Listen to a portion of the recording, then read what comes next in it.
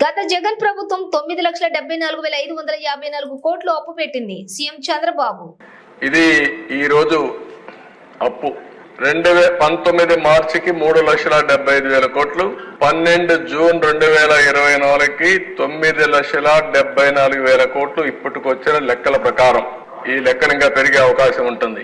Government debt 4,38,278 కోట్లు, public account liabilities 80,914, corporation debt 2,48,677 కోట్లు, civil supplies corporation 36,000 కోట్లు, power sector 34,267 కోట్లు, outstanding dues to vendors అన్ని schemes అన్ని చూస్తే 1,13,244 కోట్లు, outstanding dues to employees 21,940 కోట్లు, non contribution to sinking fund అని 1,196 కోట్లు.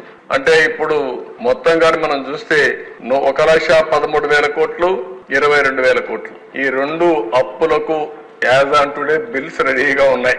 వాళ్ళు ఏం చేయాలని అర్థం కాదు, మళ్ళా డెవలప్మెంట్ చేయాలి. ఆ పరిస్థితిలో మనం ఉన్నాం ఈరోజు.